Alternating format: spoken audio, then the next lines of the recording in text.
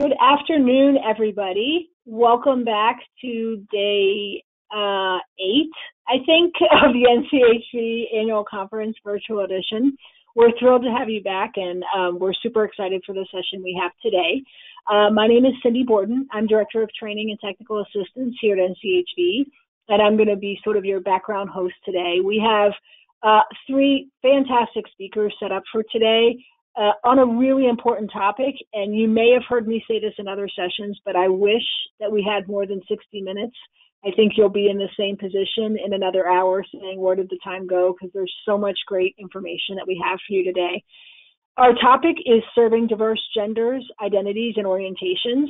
And we have 3 speakers for you today. We're going to start hearing kind of the research side of things from Anne Elizabeth Montgomery. She's an investigator for the VA's National Center on Homelessness Among Veterans and a health science specialist at Birmingham VA Medical Center in Birmingham, Alabama. She's also an assistant professor with the Department of Health Behavior at the University of Alabama at Birmingham's School of Public Health. Dr. Montgomery has 20 years experience conducting research and evaluation related to homelessness and housing, and her work, including research, evaluation, and policy and analysis, helps inform the U.S.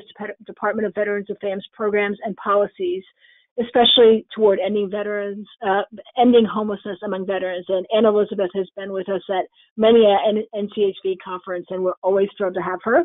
After Anne Elizabeth, we're going to have Dylan Wagesback, and Dylan is the Public Policy and External Affairs Director at Cindy Lauper's True Colors United, which is a national nonprofit that is working to end LGBTQ youth homelessness. Before joining True Colors United, Dylan was the owner and principal of Mercury Media, a political communications and advocacy firm in Baton Rouge, Louisiana, and in Washington, D.C. And in 2019, he coordinated the lobbying strategy on the first ever transgender-specific legislation to pass the U.S. House of Representatives. He was creative director of the 2018 Louisiana Constitutional Amendment 2 campaign, which was a statewide ballot measure that required unanimous juries for felony convictions, and led media relations and digital components of the 2017 Louisiana Justice Reinvestment effort. A lot of great experience from Dylan. So we have research, we have kind of policy from Dylan, and last but not least, we have Bob Alexander, who's going to talk a little bit more on the practical, personal side of this issue. He's an attorney and Equal Justice Works Fellow with Swords to Plowshares, which is a community-based nonprofit that serves veterans in the San Francisco Bay Area. Bob is a retired lieutenant colonel with over 22 years of active duty in the Air Force, and he currently provides legal outreach to serve LGBTQ veterans. So as I said, we've got a lot of great expertise and a lot of topics to cover. So I am going to start by passing things over to Anne Elizabeth first. All right, thank you. So I'm happy to be here today. And as Cindy said, I'm going to talk about briefly women veterans and transgender veterans and their experience of homelessness. So first, we're going to talk about women veterans. Next slide. So the number of women veterans has nearly doubled in the past decade. It's the fastest growing segment of the service members, and so therefore the fastest growing segment of the veteran population. We have conducted studies using community-based data that let us know that women veterans are 2 to 3.5 times as likely as their non-veteran counterparts to experience homelessness. And women veterans living in poverty are much more likely to experience homelessness compared with women non-veterans in poverty. So about 2% of all women veterans and up to 15% of women veterans living in poverty will experience homelessness over the course of a year. So as y'all, I'm sure know, the kind of official homelessness stats are based on the annual point in time survey that's sort of headed by HUD, but conducted in local communities. And the most recent count took place in January 2019 and found that about identified about 3,300 women veterans who were homeless, which is about 9% of the veteran population. A slightly larger proportion were staying in homeless shelters compared with staying in outside unsheltered situations. Next slide, please. So a number of years ago, a group of researchers with the U.S. Department of Veterans Affairs conducted focus groups with women veterans to try to really understand what leads to their experience of homelessness. And they, through these interviews, came up with these sort of 5 roots of housing instability, and they sort of organized their findings in this web of vulnerability. I refer to this all the time because I think it just does a great job of really organizing and helping us to understand what risk factors may lead to homelessness among women veterans. So it basically breaks down these risk factors into 3 distinct periods. So pre-military service, so before a eventual veteran even enlists or joins military, there's experience of violence, abuse, and adversity. During military service, there's also experience of military trauma and substance abuse. And then during the post-military period, it's these experiences of violence, abuse, sometimes the disillusion of relationships, also behavioral health and medical problems, and then also unemployment can all lead to homelessness. So in the next couple of slides, I'm going to talk about some research that kind of goes over a few of these pre-military, military, and post-military factors. Next slide, please. So in pre-military service, we find that, so I think previous slide, sorry. We find that, thank you, we find that compared with their non-veteran peers, women veterans report higher rates of childhood maltreatment. About a third of enlisted women have reported childhood sexual abuse. And there's some evidence, mostly qualitative, women veterans sort of explaining or describing their experiences. They've reported joining at times the military to escape this sort of pre-military adversity or family violence. It's sort of a way to sort of remove themselves from these sort of traumatic experiences.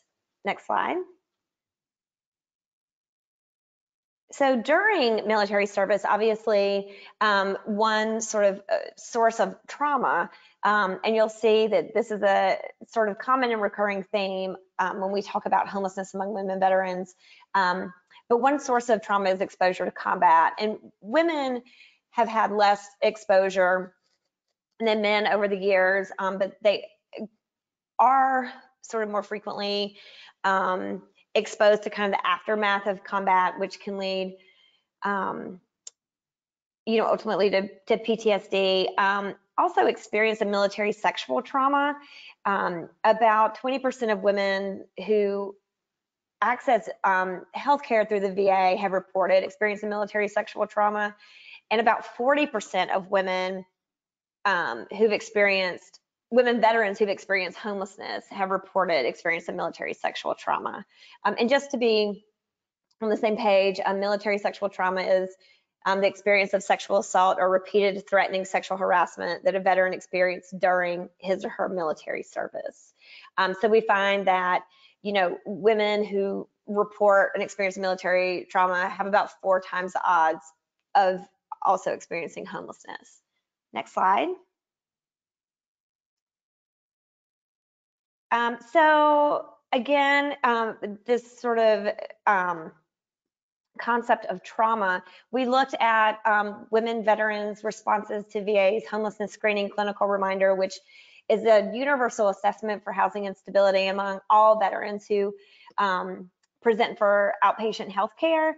And we were looking at women veterans who had stable housing and then in the next screen didn't have stable housing. And we found that their odds of becoming homeless were higher among veterans with an indicator of military sexual trauma or post-traumatic stress disorder in their medical records. Next slide. So in the post-military service period, which is, when once the woman becomes a veteran, these are often sort of some of the issues that the VA is helping to address. Again, this issue of PTSD that often is a cumulative experience in response to trauma over the life course. So that's a significant issue that women veterans are facing, as well as intimate partner violence, which is violence sort of on a range that's perpetrated by one's intimate partner. And so if the experience of intimate partner violence increases the odds of homelessness by a factor of 4. Women veterans report higher rates of intimate partner violence compared to non-veterans. And there's lots of sort of ongoing kind of consequences of intimate partner violence, including substance use, mental health issues, economic hardship. So it's much more complicated than just sort of a interpersonal sort of relationship issue. Next slide. And we did a study where we looked at women veterans who screened positive for intimate partner violence. We wanted to know among that population what contributes to their experience of homelessness. So you can see here that having a diagnosis of a substance use disorder increased among women who experienced intimate partner violence. It increased their odds of experiencing housing instability by 7 times. Next slide. I know I'm going very fast, but I wanted to cover both topics. So now I'm going to tell you a little bit about what we've learned about transgender veterans. This is something I'm also learning about. So I always like to start with terminology briefly, because I think it's important to really know what we're talking about. So just as a reminder, sex is what's assigned at birth based on sort of physical characteristics, genitals, chromosomes. Gender identity is how someone sort of sees themselves as a man, woman, both, or neither. And transgender is having a gender identity that's different from one sex assigned at birth. So when we say transgender woman, it's a person who is assigned male sex at birth but identifies as female. And when we say transgender man, it's a person who is assigned female sex at birth but identifies as male. Next slide. So this slide actually summarizes a few of the risk factors for homelessness for LGBTQ plus populations.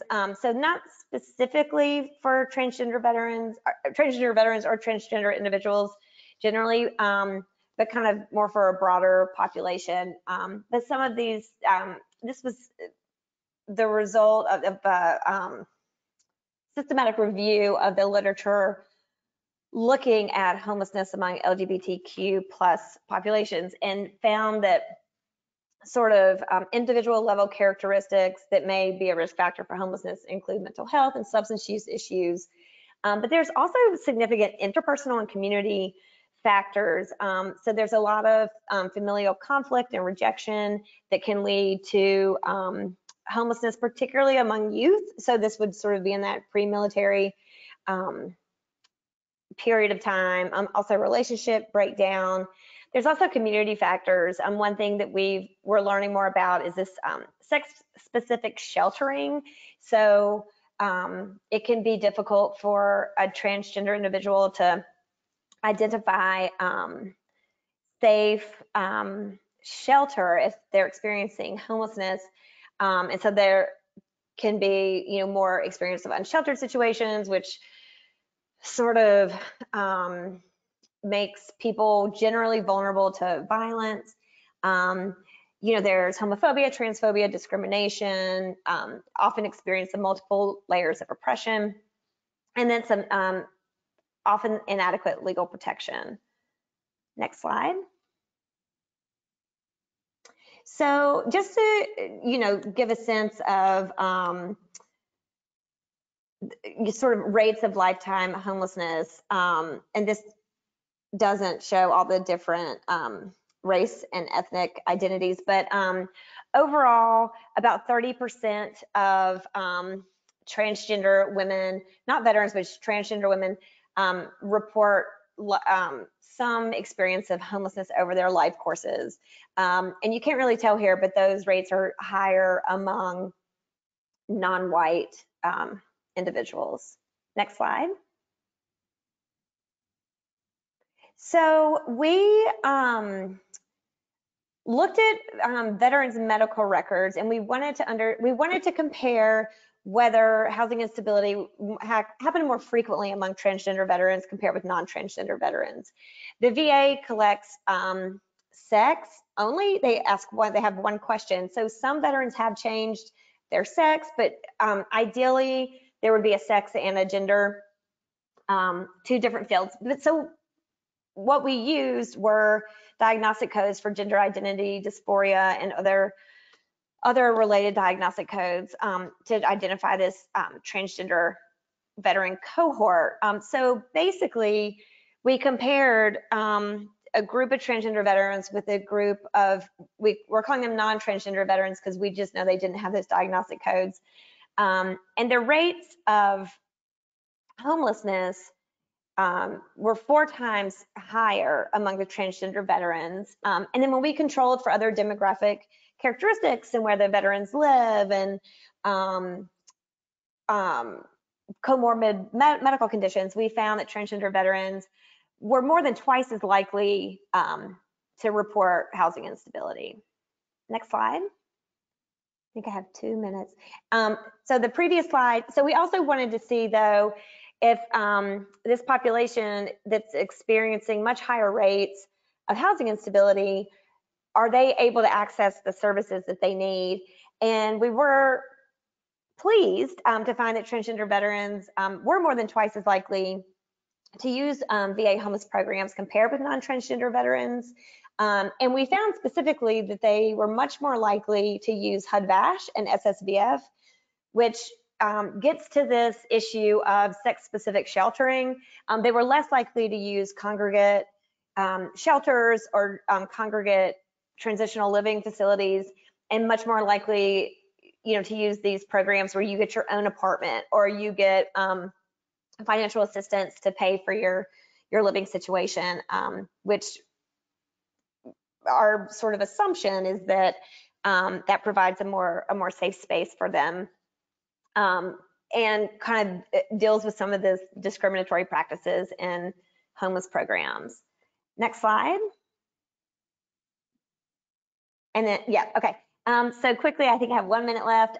So it's clear that women, veterans, and transgender veterans are at increased risk of housing instability compared to their veteran counterparts. Compared to their women to male and transgender to cisgender.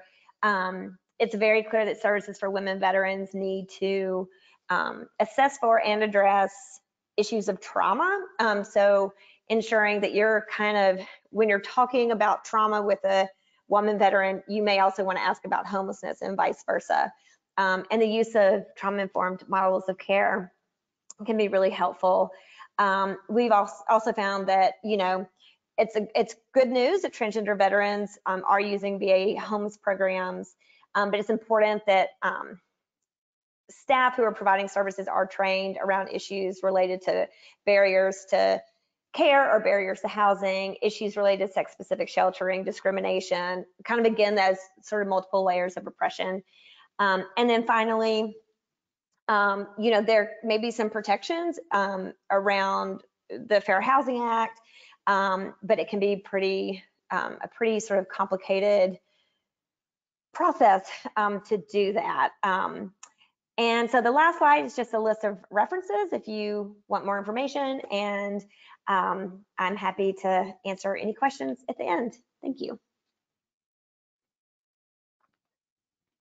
Thank you so much, Anna Elizabeth. A lot of great information, and we have some questions coming through. What we're going to do is we're going to hand things over to Dylan, and then all of you who've been asking questions, we'll make sure we get to them, as many as possible at the end. So Dylan, I'm going to hand things to you. Thanks so much. if we can, yep, there we are. Okay, so I am Dylan Wagesback. I was obviously introduced earlier, but I'm with True Colors United. We work on ending LGBTQ youth homelessness, although certainly a lot of our focus is on young people. A lot of the laws and the policies that are that cover young people are not youth specific, and so we end up doing a lot of work that really touches people of all ages, elders, individual adults. And so I'm going to talk a little bit about, I think, what we've learned from housing policies over at HUD that we think is valuable information to apply to work that's being done around veteran homelessness for transgender people experiencing homelessness specifically.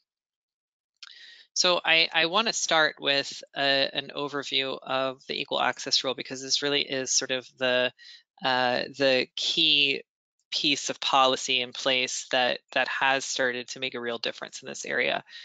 So the equal access rule is a piece of regulation that HUD adopted, the most recent iteration of this rule. They adopted in 2016 under the Obama administration. And in essence, what the equal access rule says is that if you receive HUD funding and are providing shelter to people experiencing homelessness, that shelter has to be provided without any discrimination against people who are LGBTQ based on their sexual orientation or gender identity. And since 2016, that rule has protected trans people. Specifically, it was expanded to ensure that trans people are able to access that shelter consistent with their gender identity. So to go back to some of the foundation, terms, level setting that Anne did, that means that if you are a transgender woman, someone who is assigned male at birth, who is living authentically as a woman, you have to be allowed access to women's shelter, women's space in a shelter. And if you are a transgender man, someone who is assigned female at birth, who is living authentically as male, you have to be provided access to facilities that are specifically for men. And so that goes toward a lot of research that has been done over the past decade that shows that if you provide transgender people with accommodations that are gender specific and in alignment with their gender identity rather than their sex assigned at birth, they are significantly safer in those spaces. And so that's what sort of informed the adoption of this rule. I have a note here, of course, that it is regulatory. It's not statute. It's not passed into law by Congress. So theoretically, it can be changed unilaterally by the administration without the approval of Congress. Although I do want to add a caveat to that, which is that the Supreme Court very recently affirmed that sex discrimination is inclusive of discrimination against people who are transgender. And so I think while there is not a specific statute that says that transgender people cannot be discriminated against in housing or shelters, we do know that sex discrimination in different titles, the Fair Housing Act and Title VI, which is I think it was Title VI that governs public funding. We would expect that there is a current interpretation of those laws would include protections for transgender people. You can go to the next slide. So this rule was put into place for some really important reasons, as I sort of alluded to just a moment ago. Before the rule went into place, there was incredible amounts of discrimination happening. Now, discrimination still happens, but at this point, providers and HUD grantees know what the law is, and so there's significantly less. Before this rule went into place, we found that from the U.S. Trans Survey, and actually I got these numbers off. I was looking at the wrong breakout report. In 2015, respondents to the U.S. Trans Survey, which is the largest survey of trans people across the country, where they can share what they've experienced across different areas of their life, found that homelessness was experienced by actually 1 in 3 of these respondents over their lifetime, and it was 1 in 5 over the previous year. We also saw that when we broke this down and looked at transgender people who identify as Black or Middle Eastern, multiracial, or undocumented, about 1/2 of those trans people experienced homelessness at some point in their life. So those numbers are a lot higher. We also saw the Center for American Progress and the Equal Rights Center did a study where they tested discrimination. And discrimination testing means, calling a shelter and saying, I am a transgender person and I'm trying to find a place where I can stay. Can you tell me what would be required of me if I were to come and stay at your shelter? And the tester writes down the information that they're provided by the shelter. And then there's a second phone call that's made by someone who does not identify as transgender, and they say that they're looking for a shelter, and they ask what the situation is at this particular shelter, and they write down what they're told, and then you compare those things. And so the study that CAP and the Equal Rights Center did in 2016 found that very few shelters would actually provide appropriate housing to transgender people. Only 30% of shelters across 4 states that they tested shelters in would appropriately house trans women with other women. 1 in 5 would turn them away outright. And one of the things that's important about this testing is that it often provides a more accurate picture of discrimination than the US Trans Survey might, because oftentimes this discrimination happens in a way where trans people don't even know they're being discriminated against, because someone could call or show up at a shelter and be told, for example, that there is no space available for anyone, and then someone who is not visually identifiable as trans might show up an hour later and be told that they have a bed available for them. So those are the kinds of things that we've seen happen.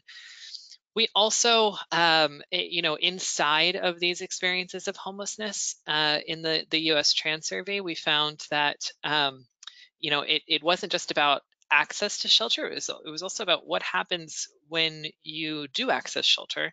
And one of the things that was found in 2015 was that over half of the transgender survey respondents who had stayed in a shelter in the previous year were verbally harassed, physically attacked, or sexually assaulted because of their gender identity. And so that's also deeply alarming. So it was a combination of conditions before equal access, where the administration was learning that not only were federally funded shelters failing to provide services to transgender people, those shelters that were providing services to transgender people were failing to keep them safe while they were there. And so that was a lot of what really motivated the administration to adopt this rule. The rule has been in place now for 4 years, and so we've learned a lot in that period of time about what kinds of effects it's had. And so we can go to the next slide. So in terms of what we've learned from this rule in the past 4 years, and what has made it actually a very popular rule, is that a lot of the arguments against this rule turned out to be false. So in 2016, there was a critical mass as right around this rule was coming into place of domestic violence and sexual assault organizations across the country who put together a national consensus statement that said, transgender women victims being served alongside other women is appropriate, and it's not a safety issue. This is one of the things that is commonly referred to when folks have concerns about placing trans people appropriately in alignment with their gender identity in a housing or shelter space, is the safety of other women in those spaces.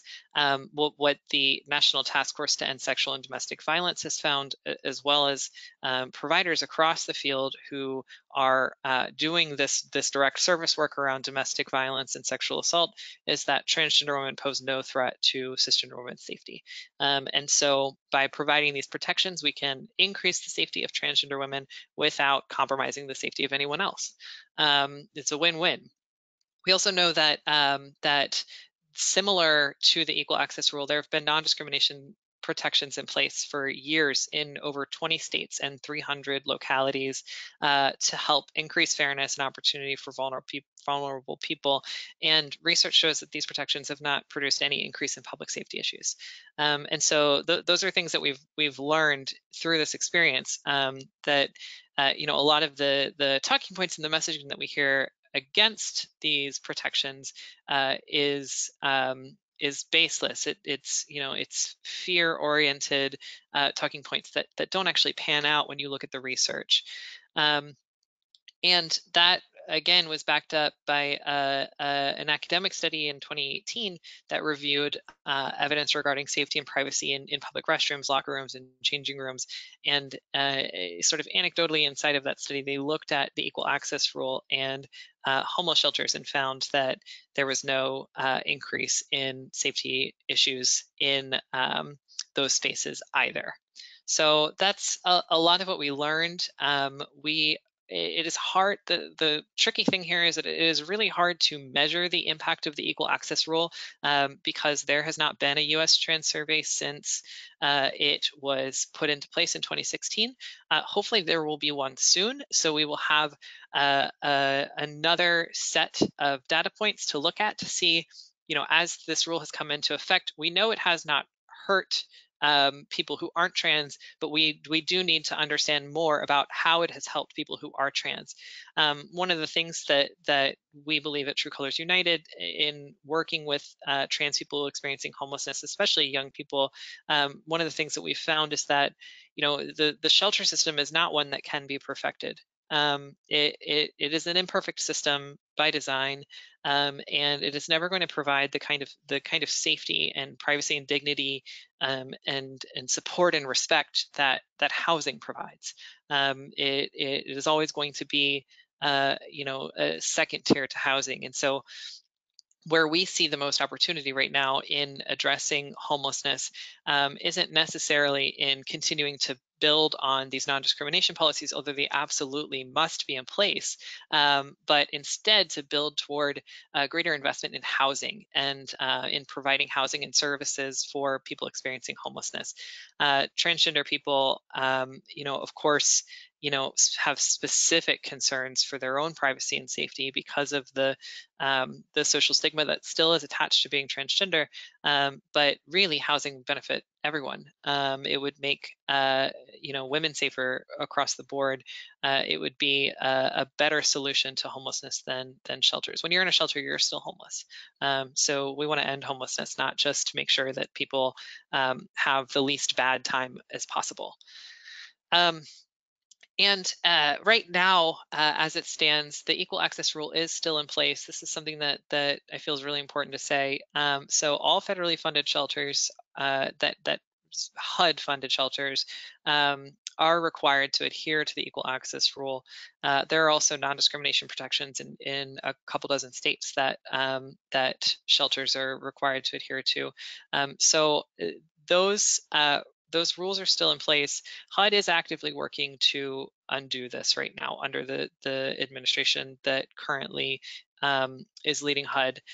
Secretary Carson has put forward a proposed rule that would, in essence, allow shelters that provide emergency services for people experiencing homelessness to turn away trans people if they decide that a trans person's sex assigned at birth based on their best guess is not in alignment with the population that they serve, or force trans people to access services that are not in alignment with their gender identity. This is incredibly problematic because trans people know that if they access services based on their sex assigned at birth and not their gender identity, that they'll be at risk of violence in those spaces. And so what we see is the most likely outcome is, not only will people begin to experience this discrimination at higher rates again, they will also avoid shelter. And as we are still grappling with this nationwide pandemic, and many of our communities are really struggling to address the public health of people experiencing homelessness, that would lead to a categorical higher risk of COVID-related poor health outcomes for transgender people in communities where this happens. So that rule, the anti-trans shelter rule that HUD is putting forward, it is not in place yet, and so this kind of discrimination again is not allowed yet. And we just finished the public comment period on this yesterday. So I wish I could tell you there was an action item I could give you, but that action item ended just before we all got together. But it's not in place yet. It may not come to be, and that's something that I just wanted to flag for folks. And that is what I have got. So I will pass it back. Thank you so much, Dylan. We appreciate that. We are going to move on next to Bob Alexander, and then we'll have time at the end for questions. There's a lot of great questions still coming in. So Bob, I'm going to pass things over to you. Thank you very much. My name is Bob Alexander. I am an attorney and currently an Equal Justice Works Fellow, working at Swords to Plowshares. Next slide, please.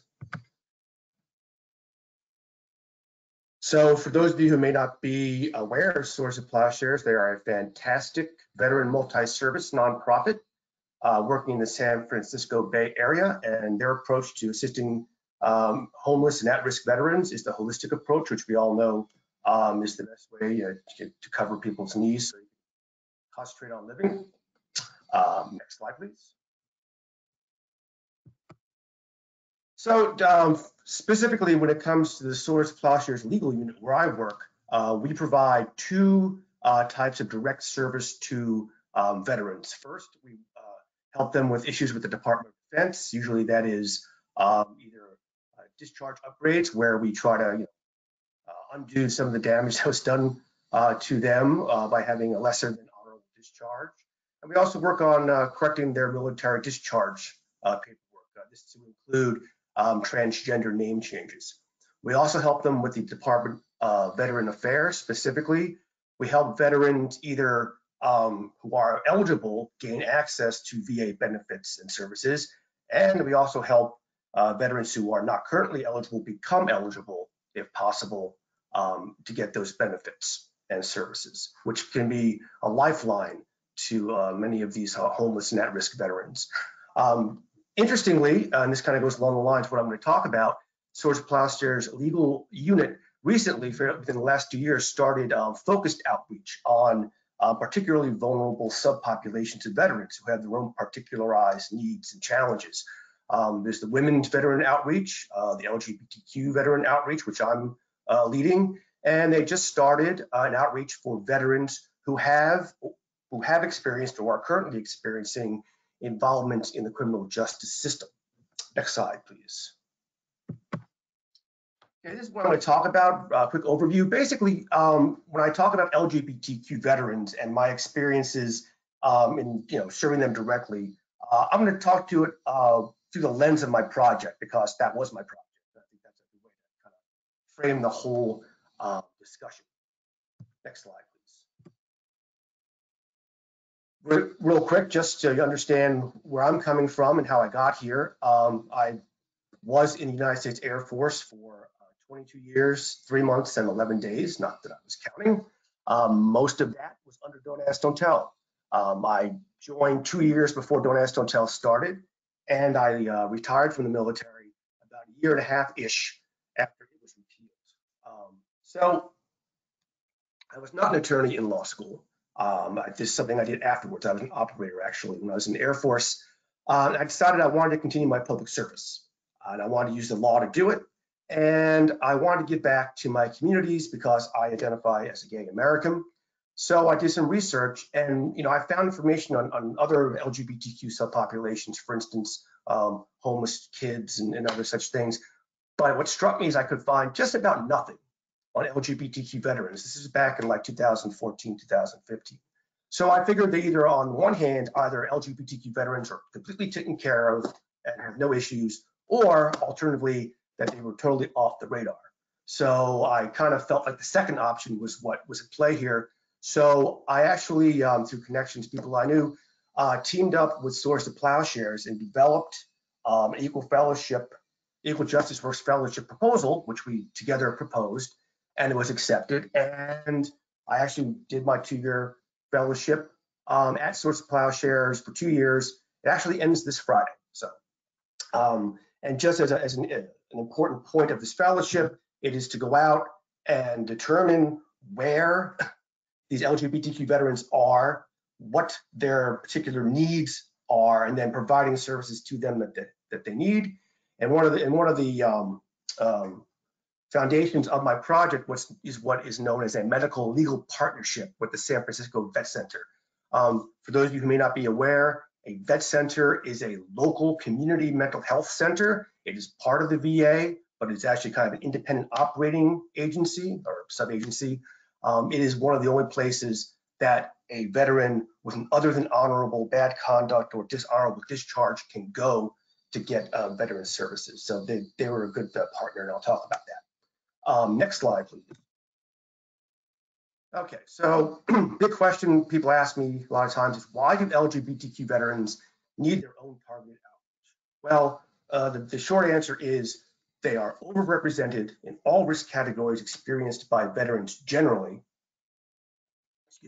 but are woefully underrepresented when it comes to receiving veteran specific benefits and services and assistance. Why is this? Well, these folks are hesitant to identify themselves. They are notoriously difficult to access. They basically hide, and to serve them requires particularly active outreach. Next slide, please. So why do these veterans, why are they hard to find? Why do they hide? Well, it's kind of understandable given their history. Next slide, please. So between World War II and 2011, it's estimated that about 114,000 troops who identify as LGBTQ were involuntarily separated from the military. I think that's just the tip of the iceberg. Many more were very likely separated pretextually for other reasons, and also they experienced a lot of some mental health issues due to PTSD as other veterans. Especially because of their identity. What is widely known in the public, I think, is that the Don't Ask, Don't Tell policy allowed LGBTQ service members to be discharged with downgraded discharge characterizations, meaning something below an honorable discharge. And also, DoD was nice enough to affix their LGBTQ status prominently to the comment sections and remark sections of their DD-214, their discharge paperwork. Next slide, please. What is not as well known or thought about in society is that the pre-Don't Ask, Don't Tell military was even worse. Don't Ask, Don't Tell was not perfect by any means. I had serious issues with it personally and other people I know. But before Don't Ask, Don't Tell, it was open season on LGBTQ folks. Anti-sodomy regulations were actively enforced for LGBTQ people especially. There were McCarthy-era-like witch hunts, hunting down LGBTQ members. They were put through harsh interrogations with the hot lights for hours on end. And since homosexuality was criminalized, they could be threatened with punitive discharges and also jail time. And they often were forced to give up names of other homosexuals, as they were called. So just as a real quick example, one of my first clients was an 80-some-odd-year-old Korean War era veteran. He had been on active duty for less than 2 years. He'd gotten through boot camp successfully and was finishing up his A training and was doing very well at it when he got caught up in one of these drag nets. He was dragged in by the Naval Investigative Service, put under hot lights for hours and hours on end, forced to give up names after being threatened with jail. And then to add insult to injury, he and about a dozen of his fellow LGBTQ service members were, for 2 or 3 weeks, while they waited for the discharges to be processed, were forced to stand outside the chow hall before every meal to be harangued and abused by the other sailors. And then they had to wait until after the sailors ate, and they were able to get their meal from slop buckets in the kitchen. And then to add further insult to injury, after they finally discharged this 19-year-old, they called his parents and to inform them that their son was homosexual. So he basically became homeless. This is actually quite typical things that happen to LGBTQ service members. Next slide, please. So Don't Ask, Don't Tell was an improvement. Even after it was implemented, LGBTQ service members were more likely than their military peers, inappropriate discipline, harassment, sexual harassment, assault, sexual assault, and even under Don't Ask, Don't Tell, to have their discharges downgraded. One thing I've discovered is there's a strong connection, a strong correlation between the experiences of women veterans and male veterans in terms of the rates at which they experience military sexual trauma, and then of course the PTSD and other mental health issues that come from that. Just as an aside. Next slide, please.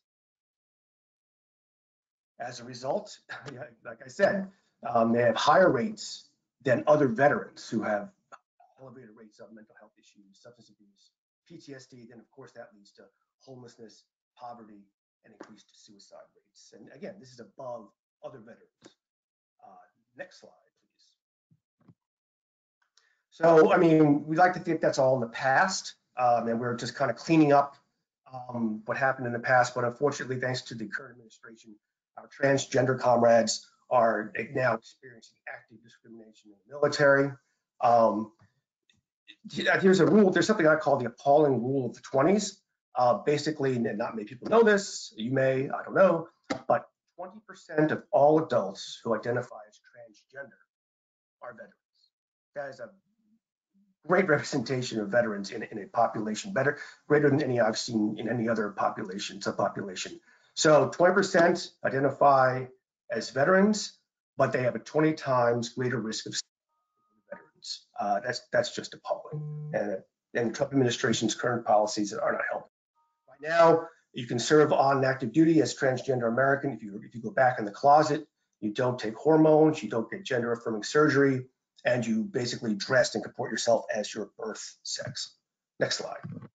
Okay, so let's get to the meat of this. What did I find? We have a few minutes left. So I went into this project and to see what I would find. So the big question had to be answered first is, why do vets hide? Why do LGBTQ vets hide?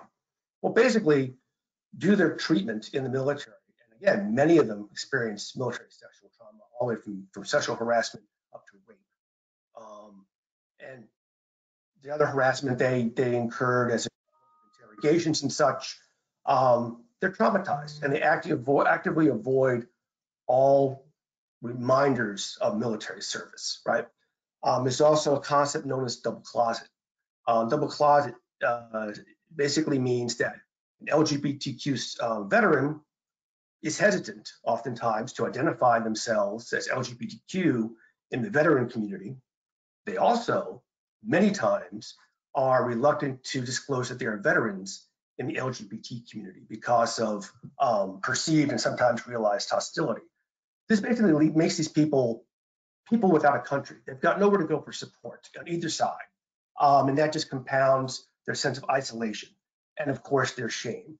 Their shame from having a lesser than honorable discharge. Their shame because they feel like they're failures. These people join the military like anyone else, in many cases, because of a sense of patriotism, duty, service, and then to be basically thrown out. Feelings of failure are very strong. So these folks, as a result, like I said, actively avoid anything even tangentially associated with the military.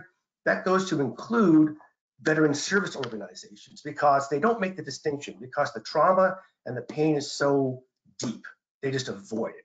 And also, in a similar vein to women veterans, veteran service organizations are generally very cisgender, male-centric.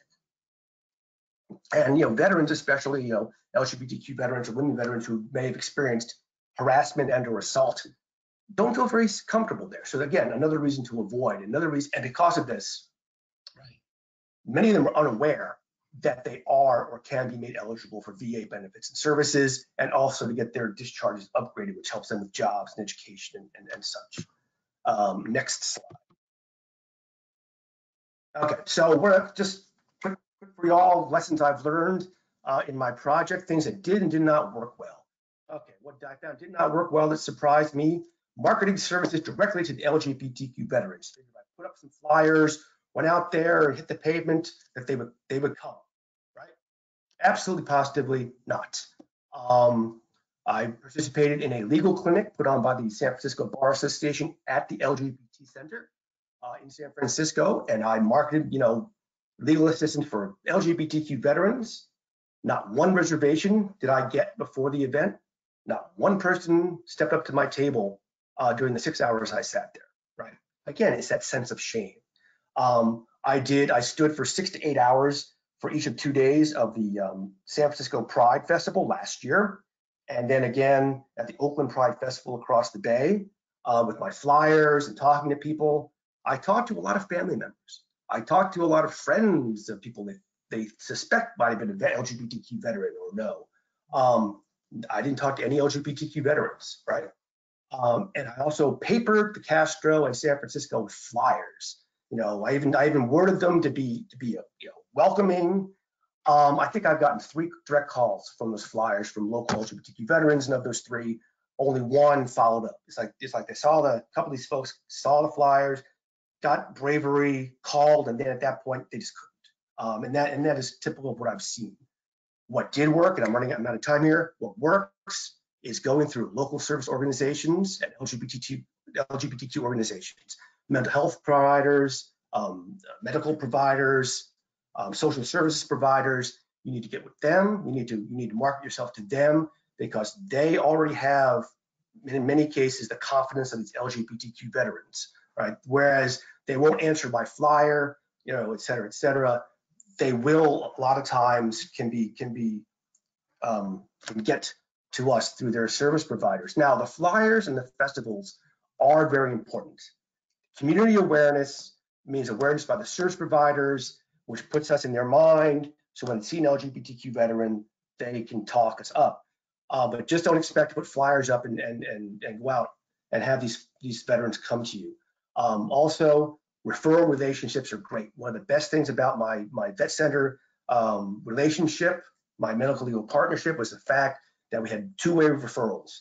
They referred veterans they found to me, and then of course I had LGBTQ veterans or homeless veterans in general who needed social or mental health services. I sent them there. It was invaluable, and I made some informal, similar referral relationships with other service providers. But San Francisco Vet Center was my formal medical legal partnership.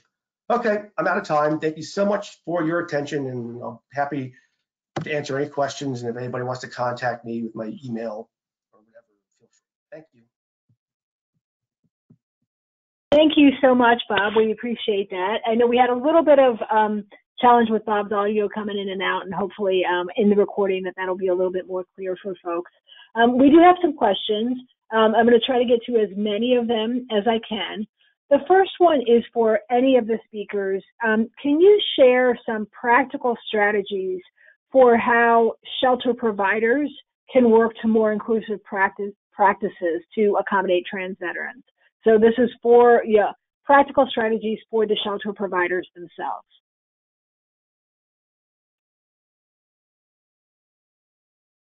I can jump in here to start. If anyone has anything to add, feel free. But there are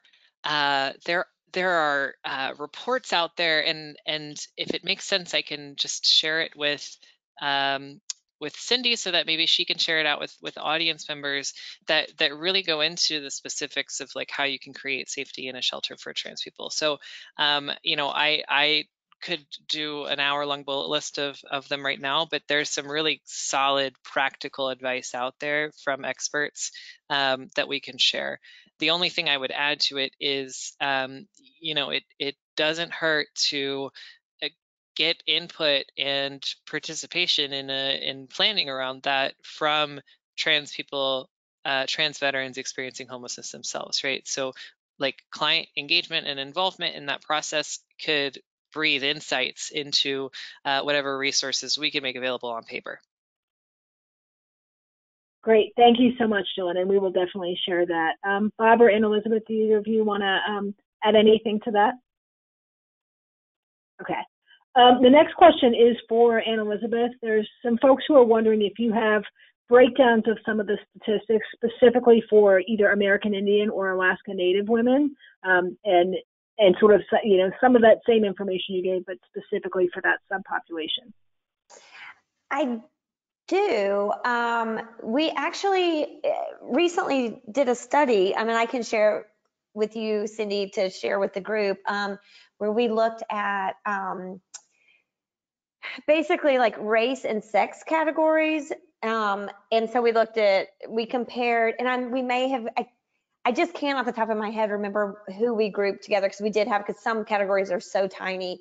But it was sort of white men, white women, black men, black women. And there were 10 categories, and because we wanted to compare their rates of housing instability, and then difference in the frequency or the odds with which they are likely to access VA homeless programs. And I believe American Indian and I believe Pacific Islander women, I think they were their own category. And they, if my memory serves, did not fare particularly well. Women, you know, generally, and then non-white women specifically, had higher rates of housing instability. But I will, I'll send along that paper.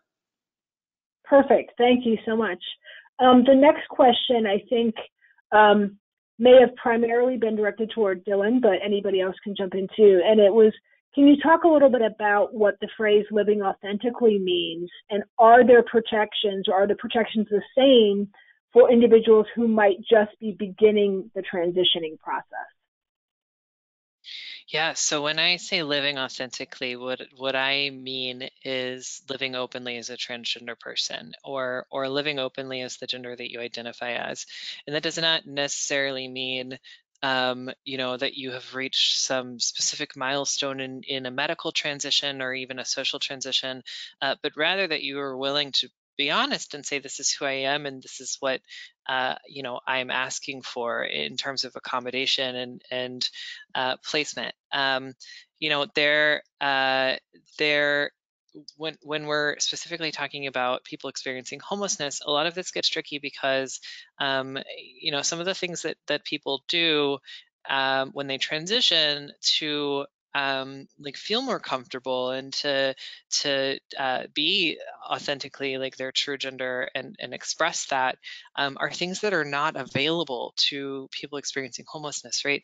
So if you can't access gender affirming healthcare because you can't access healthcare because you're experiencing homelessness, or even things that are cosmetic, right? If you can't go and get a razor, you know, those aren't things that should impact the way that you're treated as a trans person in trying to access shelter. And this is one of the more problematic things with the proposal that HUD has in front of us, which is, you know, that it really leaves it up to people to decide based on how someone's sex reads to them, whether they are woman or man enough to access services. And really what we have to do is take people at their word. Great, thank you for that explanation. This next question, and I know we're getting close to time, I'm trying to squeeze as many as I can in here. It's a bit of a long question, but I think the concept here is important. So this is a social worker at an HCHV contract bed program, and they had a transgendered female veteran who requested to reside in the female dorm. The female dorm was empty, and so they accommodated her, and she was in the dorm. And then later, several other females came into that space and expressed concerns about being unsafe due to their own past histories of trauma. And so this particular provider was then balancing the safety or the placement of that one transgender woman veteran with the multiple other veterans who were there, and there were some shared space. And so I think they're just looking for thoughts about sort of how, as a best practice, or what they can do to try to manage a situation like that. Yeah, that's real. You know, I think that some of the important things to remember here are that transgender women are just as likely to have that exact same experience of past trauma that that makes it difficult um, or frightening or traumatic for them to share space with cisgender men. And so, you know, I think what is really important here is for providers to be willing to step into a role where they are you know, giving people space to have these conversations and to receive education around trans identity and to build community. And I think that that helps mitigate a lot of that. I recognize that that's easier said than done.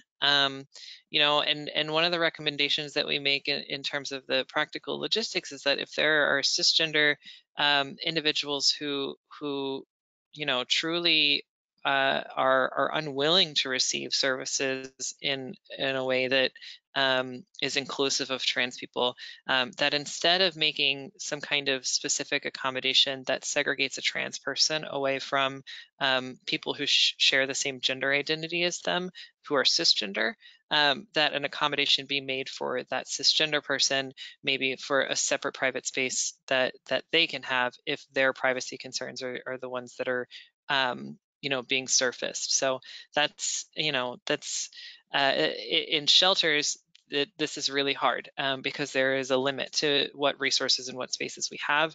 And that's really why in our earlier discussion, I was, you know, very specifically calling for, you know, shelters they're never going to be the perfect solution. And housing investments are so critical for this reason.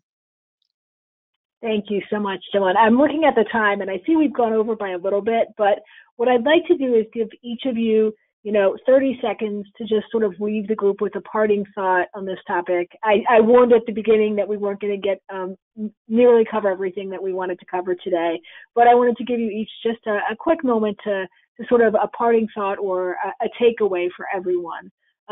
So, Anne Elizabeth, would you like to go first? Sure. I think what is striking me is two things, is that, you know, I do research to sort of learn about the experiences of these, of different populations, both through, you know, health record data, but also through qualitative interviews. But I think it's really important to push it to the next step of, you know, we know this, we know there are these disparities, we know that there are these,